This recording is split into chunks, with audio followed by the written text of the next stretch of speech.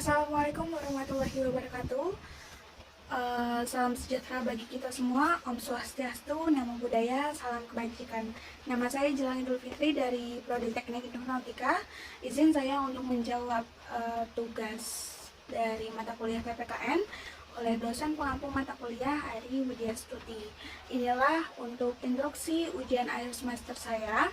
Untuk pertanyaan pertama, analisalah mengapa perlu dipertahankan eksistensi filsafat dan ideologi Pancasila dalam berkehidupan kebangsaan Indonesia.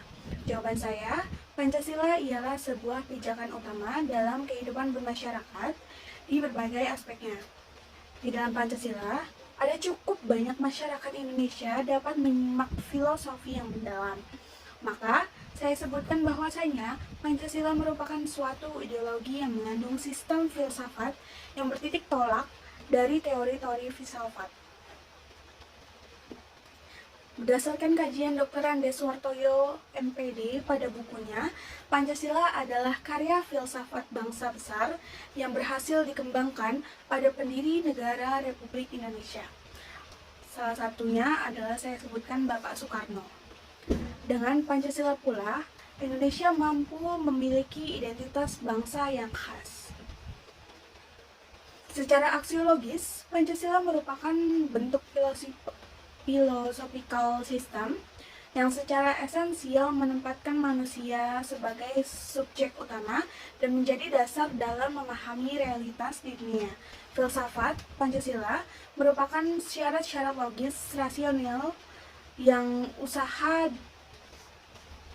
memiliki filosofis, dapat dipahami oleh akal sehat, dan sesuai dengan prinsip-prinsip dalam pengetahuan ilmiah untuk menentukan bagaimana Pancasila yang seharusnya memang identik dengan jati diri keindonesiaan sebagai kausa materialis dan Pancasila. Kesimpulannya, sebagaimana sebuah filsafat, ideologi Pancasila yang filosofis hadir sebagai jalan tengah, dan sebagai jalan tengah tersebut, Pancasila harus melahirkan pemikiran filosofis yang tetap mengakui dimensi aktualitas manusia dengan segala potensinya. Maka filsafat dan ideologi Pancasila sangat dibutuhkan dalam dinamika perkembangan Indonesia. Untuk pertanyaan yang kedua, jelaskan definisi ketahanan nasional serta analisalah mengapa era globalisasi dapat mengancam ketahanan nasional bangsa. Jawaban saya, Menteri Pertahanan Prabowo Subianto menjelaskan bahwasanya ketahanan nasional adalah suatu kondisi ideal yang dimiliki suatu bangsa untuk mengembangkan kekuatan sehingga bisa menghadapi berbagai ancaman yang datang mengganggu kelangsungan hidup bangsa, baik internal maupun eksternal.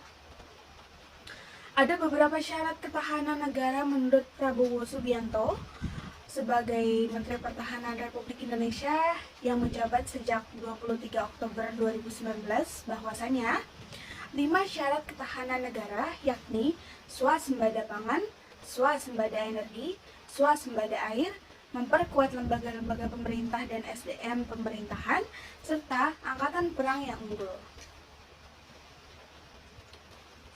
Namun, mengapa era globalisasi negara mengancam ketahanan nasional tersebut adalah dikarenakannya pesatnya perubahan yang didapati ketika era globalisasi datang menghampiri suatu negara republik. Berkaitan dengan perdagangan internasional swasembada pangan, yang seharusnya dapat memenuhi kebutuhan dalam negeri beralih menjadi memberi pasok ke luar negeri. Dengan tidak seluruhnya dapat memanfaatkan dengan baik dan memperhatikan bagaimana kelestarian maupun distribusi suatu pangan, hal ini terjadi pula pada swasembada air dan swasembada energi. Kemajuan pesat teknologi dari aspek telekomunikasi, transportasi, dan trade atau perdagangan bebas membawa muatan isu global seperti demokratisasi, hak asasi manusia atau HAM, dan kelestarian lingkungan hidup. Maka dari itu, menjadi sangat penting dan dapat mengancam ketahanan nasional bangsa. Nomor 3, uraikan suatu kasus berkaitan dengan demokrasi yang terjadi di Indonesia. Untuk jawaban saya membawa kasus Trisakti atau tragedi Trisakti, yang mana suatu kasus tersebut terkait dengan perihal demokrasi Indonesia, yakni penembakan 12 Mei 1998 yang menuntut Soeharto turun dari jabatan, menewaskan 4 mahasiswa, Elang Mulia Lesmana, Heri Hartanto, Haridian Royan, dan Hendriawan Sin. Latar belakang kejadian tersebut adalah ketegangan politik dan sosial melibatkan mahasiswa serta masyarakat yang menuntut reformasi dan peningkatan kondisi ekonomi, dan atas ketidakpuasan pula terhadap pemerintah saat itu yang dinilai korup dan otoriter. Mahasiswa menuntut perubahan menuju demokrasi yang lebih baik. Kejadian tragis tersebut mencapai puncaknya ketika demonstrasi mahasiswa disertai pembakaran ban di sekitar Trisakti University. Militer kemudian melibatkan diri dan 4 mahasiswa tewas dalam peristiwa penembakan yang terjadi di kampus tersebut. Untuk kesimpulan dari peristiwa Trisakti adalah bahwa itu menjadi pendorong utama untuk lebih mempercepat proses reformasi di Indonesia bagi lembaga-lembaga tinggi. Kejadian tersebut juga mengguncang pemerintahan pada saat itu, yang menjadi momen kritis dalam perjalanan menuju demokrasi yang lebih kuat di negara ini. Menjadi suatu katalisator untuk perubahan menuju sistem politik yang lebih terbuka dan demokratis. Terima kasih untuk Ibu Ari, tugas semester akhir kali ini.